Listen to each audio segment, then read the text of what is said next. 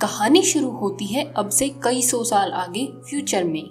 जनसंख्या इतनी ज्यादा बढ़ गई है कि दुनिया खत्म होने के कगार पर है। इसलिए साइंटिस्ट मार्स को इंसानों के रहने लायक बनाने की कोशिश कर रहे हैं। इसे कहा जाएगा टेराफॉर्मिंग। शुरुआत में वहाँ मॉस यानी कि काई को हर जगह फैलाया गया क्योंकि ये आसानी से उग जाती है। मॉस की वजह से मार्स का टेम्परेचर अर्थ के टेम्परेचर के जैसा हो जाएगा। मॉस का वहाँ फैलाने के लिए पहले जेनेटिकली इंजीनियर्ड कॉकरोचेस को भेजा गया। इलॉन मस्क को इनसे सीखना चाहिए। अब साल है 2597। टोक्यो में कहीं पुलिस दो क्रिमिनल्स कोमाची और ननाओ का पीछा कर रही है। भीड़ में बहुत तेज भागने पर भी वो पकड़े गए। जब पुलिस उन्हें घेरे खड़ी है तब एक हवा में उड़ती हुई कार उनके पास लैंड हुई। गाड़ी में डॉक्टर होंडा और उसकी असिस्टेंट हैं। वो यहाँ उन्हीं दो क्रिमिनल्स को पकड़ने आए हैं ताकि उन्हें अपने मतलब के लिए यूज कर सके। डॉक्टर उन्हें मार्स कॉलोनाइजेशन मिशन का हिस्सा बनने का ऑफर देता है। उन्हें मार्स पर जाकर सभी कॉकरोचेस को खत्म करना होगा क्योंकि अब उनकी कोई जरूरत नहीं। डॉक्टर होंडा ने वादा किया कि अगर वो उसके साथ मिल जाएं तो वो पुलिस से उन्हें बचा लेगा। दोनों ने अपने अपने साइन कर दिए। 2 साल बाद ननाओ और कोमाची ट्रेनिंग लेकर उनके जैसे ही क्रिमिनल्स के साथ बग्स 2 नाम की स्पेसशिप में बैठकर मार्स पर जा रहे हैं। ननाओ ने कोमाची से कहा कि उसे किसी पर भरोसा नहीं क्योंकि ये पूरी टीम ही चोरों और धोखेबाजों से बनी है। तभी शिप का कैप्टन केसुके दोजिमा बताता है कि हम मार्स पर लैंड करने वाले हैं। लैंड होने के बाद उन्होंने देखा कि मार्स पहले की तरह लाल नहीं बल्कि हरा हो चुका है। लेफ्टिनेंट मीना ने हवा में एक डिवाइस लॉन्च किया जो कॉकरोचेस को मारने के लिए केमिकल्स रिलीज करता है। फिर कैप्टन ने ऑर्डर दिया कि सभी 2-2 के ग्रुप में बढ़ जाओ और देखो कि सब खत्म हुआ कि नहीं। सभी दोबारा 3 घंटे बाद मिलेंगे। आसुका नाम की एक मेंबर को याकुजा के साथ पेयर किया जाता है मगर वो कंप्यूटर स्पेशलिस्ट इचिरो के साथ रहना चाहती है।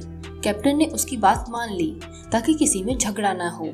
फिर ड्रोन ने पास में बग्स 1 शिप का पता लगा लिया जो यहाँ 10 साल पहले आई थी। दोजिमा ने डॉक्टर से कांटेक्ट करके मिशन की रिपोर्ट दी। डॉक्टर सारी बात सुनकर खुशी से उछलने लगा। फिर सभी ग्रुप्स जमीन पर जाकर मरे हुए कॉकरोचेस को ढूंढने लगे। जेन और मारिया मॉस में कॉकरोचेस को ना पाकर कंफ्यूज हैं और आगे जाने पर उन्हें 3 अजीब क्रिएचर्स दिखे। वो डरकर जल्दी से एक पत्थर के पीछे छुप जाते हैं। उन्हें ऐसे इंसानों जैसे दिखने वाले कॉकरोचेस के बारे में नहीं बताया गया था। दूसरी तरफ कोमाची और ननाओ के सामने भी ऐसा ही एक क्रिएचर आ जाता है। कोमाची डरने के बजाय हाथ हिलाकर उसे बात करने की कोशिश करता है लेकिन तभी एक ही सेकंड में कॉकरोच ने ननाओ की गर्दन तोड़ दी और फिर पलक झपकते ही वहां से भाग गया। इसके बाद ननाओ ने कोमाची की बाहों में दम तोड़ दिया और वो कुछ नहीं कर पाया। तभी जेन और मारिया भी भागकर कॉकरोचेस के बारे में बताने आए। उन्होंने आसुका को भी मार दिया है। सभी जल्दी से शिप में आकर कैप्टन को इन्फॉर्म करते हैं मगर उसे पहले से ही सब कुछ पता था। डॉक्टर ने उसे टीम को क्रिएचर्स के बारे में बताने के लिए मना किया था। कैप्टन ने बताया कि 500 साल पहले जिन कॉकरोचेस को भेजा गया था वो रेडिएशन की वजह से बहुत जल्दी ही विकसित होकर इंसानों जैसे दिखने वाले ताकतवर कॉकरोचेस में बदल चुके हैं। अब डॉक्टर होलोग्राम के रूप में टीम के सामने आकर कहता है कि उन्हें किसी भी चीज की चिंता करने की जरूरत नहीं। डॉक्टर काफी टाइम से इस मुसीबत से लड़ने का प्लान बना रहा था। उसने कई इंजेक्शंस बनाए हैं जो हर मेंबर के अलग अलग इंसेक्ट्स की सुपर पावर दे सकते हैं। ड्रग उनके डीएनए को इंसेक्ट के डीएनए से मिला देगा। इन सुपर पावर्स का यूज करके वो क्रिएचर से लड़ सकेंगे। मगर मेंबर्स कॉकरोचेस से लड़ने की बजाय इसी वक्त पृथ्वी पर वापस जाना चाहते हैं लेकिन जल्दी ही उनकी शिप को क्रिएचर्स ने घेर लिया। एक बहादुर मेंबर गॉडली ने कहा कि जब तक शिप चलने के तैयार नहीं हो जाती वो कॉकरोचेस से लड़ेगा। वो बाहर जाकर अपने आप को इंजेक्शन लगा लेता है। एक ही सेकंड में उसका शरीर ग्राउंड बीटल्स जैसा हो गया। अब ली बीटल्स की तरह अपनी बॉडी से आग छोड़ने लगा। नई पावर का यूज करके उसने लड़ाई शुरू कर दी। कॉकरोचेस भी कुछ कम ताकतवर नहीं। आग छोड़ने पर वो पीछे हटकर गिर पड़ा मगर फिर उसने देखा कि अभी तो क्रिएचर के शरीर का बाहरी हिस्सा ही जला है। फिर कॉकरोच पलक झपकने से पहले ही गॉडली को मार देता है। इधर दूसरा कॉकरोच स्पेसशिप के शीशे को तोड़कर अंदर आ गया और एक ही सेकंड में 2 मेंबर्स को खत्म कर देता है। कैप्टन जल्दी से ड्रग लेकर इवॉल्व होने लगा। उसका डीएनए बुलेट एंड्स से मिक्स हो चुका है, जिनमें अपने वजन से 100 गुना ज्यादा वजन उठाने की पावर होती है। फिर कैप्टन ने आसानी से कॉकरोचेस को मारकर जमीन पर फेंक दिया। टीम खुश होकर सेलिब्रेट करने लगी, मगर तभी रेडार से पता चला कि शिप के चारों तरफ लाखों कॉकरोचेस इकट्ठा हो रहे हैं। उन्हें पता है कि वो सबसे नहीं लड़ सकते, इसलिए पृथ्वी पर वापस जाने की तैयारी करने लगते हैं। मगर जब लेफ्टिनेंट ने इंजन शुरू करने की कोशिश की, तब शिप ढंग से काम नहीं करती और सिस्टम बंद हो जाता है। देखने से लगता है कि किसी ने जानबूझकर ऐसा किया है ताकि शिप उड़ ना सके। कैप्टन ने जल्दी से प्लान बनाया कि टीम बग्स 1 से सारे जरूरी पार्ट्स लेकर बग्स 2 में लाएगी और वो तब तक कॉकरोचेस से लड़कर सबको बचाएगा। सभी मान जाते हैं, मगर इचिरो ने कहा कि वो कैप्टन के साथ रहकर लड़ाई में मदद करेगा। इसके बाद कोमाची ननाओ के पास जाता है। उसने देखा कि ननाओ के मुंह से अजीब सा धागा निकल रहा है, मगर वो इसके बारे में ज्यादा कुछ नहीं सोचता। अब टीम मार्स रोवर में आ गई, जिसे लाखों कॉकरोचेस को पार करना होगा। ताजुका ने भी ड्रग ले लिया, जो मिली बग में बदल जाता है, जो अपने मुंह से बहुत तेज आग फेंक सकता है। वो अपनी पावर से रोवर को लाखों कॉकरोचेस के झुंड से उड़ा ले जाता है। दूसरी तरफ कैप्टन अपनी पूरी ताकत से शिप में कॉकरोचेस को खत्म कर रहा है, लेकिन एक के बाद एक वो बहुत सारे अंदर आते ही जा रहे हैं। इसलिए उसने जल्दी से कंट्रोल रूम में जाकर शिप का ऑक्सीजन बाहर निकाल दिया, ताकि अंदर आए सभी कॉकरोचेस सांस न ले पाने की वजह से मारे जाएं। उसका प्लान काम कर गया और जल्दी ही सभी कॉकरोचेस बेहोश हो गए, मगर ऑक्सीजन ना होने की वजह से कैप्टन और इचिरो भी जमीन पर गिर पड़े। इधर रोवर में बैठी टीम ने देखा कि एक पहाड़ जैसी चीज उनके करीब आ रही है। ढंग से देखने पर पता चला कि वो कॉकरोचेस का ही बहुत बड़ा झुंड है। ताजुका ने भी हार नहीं मानी। वो अपनी पूरी ताकत से रोवर को आगे ले जाता है। बहुत मुश्किल से वो कॉकरोच वेव के दूसरी तरफ आए। फिर टीम खुशी से आगे बढ़ी, मगर थोड़ी ही देर में एक और झुंड आ जाता है। ये तो पहले वाले से भी बड़ा है। ताजुका अकेला उन्हें हैंडल नहीं कर सकता, इसलिए 2 टीम मेंबर्स मारिया और ओसाकू ने भी अपने आप को हाइब्रिड्स में बदल लिया। तीनों ने क्रिएचर से लड़ने में पूरी जान लगा दी, मगर रोवर टकराकर पलट जाता है। तीनों जमीन पर गिर पड़े और अंदर बैठे लोग भी बेहोश हो जाते हैं। लेकिन रोवर ऑटो पायलट मोड पर है, इसलिए बग्स 1 की तरफ चल देता है।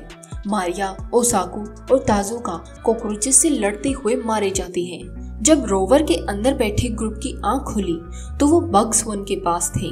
2 मेंबर्स बाहर रहकर प्रोटेक्शन करते हैं और बाकी के अंदर गए। मीना ने शिप की जांच की तो पता चला कि यहाँ से पूरी इंफॉर्मेशन अर्थ पर किसी को भेजी जा रही है। तभी उन्हें बंदूक की आवाज सुनाई दी तो वो जल्दी से बाहर गए। दोनों गार्ड्स मारे जा चुके हैं। कॉकरोचेस को बग्स 1 के हथियार मिल गए और वो उन्हीं से लड़ रहे हैं। कोमाची ड्रग लेकर एक बड़े हॉर्नेट में बदल गया। अपनी पावर से वो कॉकरोचेस की बॉडी में छेद करके उन्हें जल्दी से मार देता है। जेन ड्रग लेकर डेजर्ट लोकस में बदला, जो बहुत ऊंचा उछलकर लात मार सकता है, और मीना प्राइमेंटिस में बदली, जो कॉकरोचेस के शरीर को काट सकती है। टीम ने थोड़ी ही देर में सभी को खत्म कर दिया। दूसरी तरफ डॉक्टर फोन पर किसी से बात कर रहा है। वो और कोई नहीं बल्कि एक कॉकरोच ही है। बाकी सभी से अलग ये कॉकरोच जापानीज बोल सकता है। डॉक्टर ने उसे कोमाची के इंसेक्ट हाइब्रिड से दूर रहने को कहा, क्योंकि वो बहुत ज्यादा खतरनाक है। फोन काटकर क्रिएचर बग्स 2 में जाता है और ऑक्सीजन दोबारा से चालू कर दी। फिर कॉकरोच का शरीर बीच में से फटने लगा और बाहर निकली हाइब्रिड आसुका। टीम को लगा था कि वो मर चुकी है, मगर सामने आया कि वो हमेशा से ही डॉक्टर की साइड थी। ड्रग लेने पर वो एमरल्ड कॉकरोच वेस्ट में बदल गई, जो कॉकरोचेस के दिमाग को कंट्रोल कर सकती है। तो उसने क्रिएचर्स को एक दूसरे से ही लड़वाकर मरवा दिया और खुद बच गई। फिर उसने कैप्टन को मारा और इचिरो के शरीर पर पानी फेंक दी है। इचिरो भी शुरुआत से उनके साथ ही मिला हुआ था। उसका शरीर स्लीपिंग कोरोनोमिड का हाइब्रिड है। ऐसा क्रिएचर जिसे चाहे किसी भी कंडीशन में रखो वो पानी से दोबारा जी सकता है। डॉक्टर ने उन्हें एक कॉकरोच के अंडे को पृथ्वी पर लाने का मिशन सौंपा था ताकि जापानीज गवर्नमेंट उनकी आर्मी बनाकर अपनी मिलिट्री को मजबूत कर सके। यही उनका असली मिशन था, बाकी सब तो सिर्फ दिखावा था। इचिरो और आसुका अंडे के साथ शिप को चलाने लगे, लेकिन रास्ते में ही अंडे से 2 इवॉल्व्ड कॉकरोचेस बाहर निकल जाते हैं। आसुका अपनी पावर्स से उन्हें कंट्रोल करने की कोशिश करती है, मगर क्रिएचर्स बहुत ज्यादा विकसित होकर सबसे ताकतवर बन चुके हैं। इसी वजह से आसुका उन्हें कंट्रोल नहीं कर पाई। आसुका को मारकर दोनों ने बाकी कॉकरोचेस को शिप में बुलाया। सभी पंख फड़फड़ाकर वहां आने लगे। जब बहुत सारे क्रिएचर्स बग्स 2 पर चढ़ गए तो वो खराब होकर बग्स 1 के पास क्रैश हो जाती है। विकसित कॉकरोच शिप से बाहर आकर सभी क्रिएचर्स को टीम मेंबर्स को मारने का ऑर्डर देती हैं। कोमाची ने अपने अंदर एक और ड्रग इंजेक्शन ले लिया और अब वो बहुत ज्यादा ताकतवर बन चुका है। उन्हें नॉर्मल कॉकरोचेस को मारने में कोई दिक्कत नहीं हुई, लेकिन उनके लीडर को तो छूना भी मुश्किल है। एक ने तो मीना के हाथ को काटकर उसे तभी मार डाला। जिन ने भी दूसरा ड्रग इंजेक्शन ले लिया, जबकि कोमाची तीसरा ले रहा है। ज्यादा ताकतवर होने पर वो जल्दी से बहुत से कॉकरोचेस को मारते जा रहे हैं, लेकिन क्रीचर्स कुछ ज्यादा ही है। फिर जेन ने तीसरा डोज लिया तो उसके पंख भी उग जाते हैं। अब क्रिएचर्स उससे हवा में लड़ने लगे, मगर एक कॉकरोच मरा तो दूसरा आ जाता है क्योंकि वो लाखों की संख्या में है। जेन समझ गया कि उन्हें हराने के लिए उनके लीडर को खत्म करना होगा। फिर उसने एक साथ कई डोजेस ले लिए और बहुत खतरनाक क्रिएचर में बदल गया। इसके बाद वो एक लीडर के सर पर बहुत जोर से मारकर उसकी जान ले लेता है, मगर अब उसने अपनी सारी शक्तियां इस्तेमाल कर ली हैं और अब और नहीं लड़ सकता। कोमाची दूसरे लीडर से जेन को बचाने की कोशिश करता है, मगर आसानी से हार गया। जिससे पहले कि दूसरा लीडर उन्हें मार पाता, एक जादुई क्रीचर हवा में उड़ता हुआ वहां आया। उससे चमकती हुई धूल गिर रही है और सभी अचंभे में उसकी ओर देखते हैं। वो और कोई नहीं बल्कि ननाओ है, जो ड्रग लेकर अपनी फाइनल हाइब्रिड फॉर्म में बदल चुकी है। कोमाची उड़कर उसके पास जाने लगा, मगर एक कॉकरोच ने उस पर गोली चलाना शुरू कर दिया। फिर सामने आया कि जो चमकने वाली धूल ननाओ ने फैलाई थी वो छोटे छोटे बॉम्ब्स थे, जिनसे अब हर जगह आग लग जाती है। सारे कॉकरोचेस तबाह होने लगे। जेन उसी वक्त कोमाची को लेकर निकल आया, मगर ननाओ भी उसी आग में मारी गई। कोमाची को जब होश आया तो देखा कि जेन पूरी तरह से एक इंसेक्ट में बदल चुका है और दोबारा इंसानी रूप में वापस नहीं आ सकता। जेन ने कोमाची को पृथ्वी पर जाने को कहा। कोमाची ना चाहते हुए भी अकेला ही शिप की तरफ बढ़ा, मगर जिससे पहले कि वो अंदर जा पाता उसने देखा कि लीडर अभी भी जिंदा है। उसने कमजोर कॉकरोच को मारकर गिरा दिया, लेकिन दया करके उसे जिंदा छोड़ देता है। शिप में उसे इचिरो मिला, जो अभी भी जिंदा है। वो कोमाची का पीछा कर रहे लीडर को मारकर उसकी जान बचा लेता है। फिर दोनों लॉन्च पोड में बैठकर उड़ जाते हैं और बाकी बचे हुए कॉकरोचेस पोड की तरफ देखते रहे। अर्थ पर डॉक्टर ने देखा कि इचिरो ने उनके सिस्टम को हैक कर लिया है और सारी इंफॉर्मेशन पूरी दुनिया के सामने ब्रॉडकास्ट कर रहा है। असिस्टेंट घबराने लगी क्योंकि जापानीज गवर्नमेंट का सीक्रेट अब पूरी दुनिया में पता चल चुका है, लेकिन डॉक्टर शांत है और कहता है कि वो बग्स का डेटा दूसरी गवर्नमेंट को बेचकर भाग जाएगा। असिस्टेंट ने उस पर बंदूक तान दी। सामने आया कि वो जापानीज गवर्नमेंट की एक जासूस थी, मगर डॉक्टर पहले से ही हमले के लिए तैयार था और सिक्योरिटी बैरियर से बच जाता है। फिर उसने लैब में जहर फैलाकर असिस्टेंट को मार दिया। दूसरी तरफ स्पेसशिप में इचिरो ने वादा किया कि वो मिशन से जुड़े सभी लोगों की पोल खोलेगा। फिर उसने कोमाची से पूछा कि वो पृथ्वी जाने के बाद क्या करेगा, तो वो कहता है कि मैं मिशन में मरे हुए सभी लोगों के लिए समाधि बनाकर दोबारा मार्स पर आना चाहता हूँ।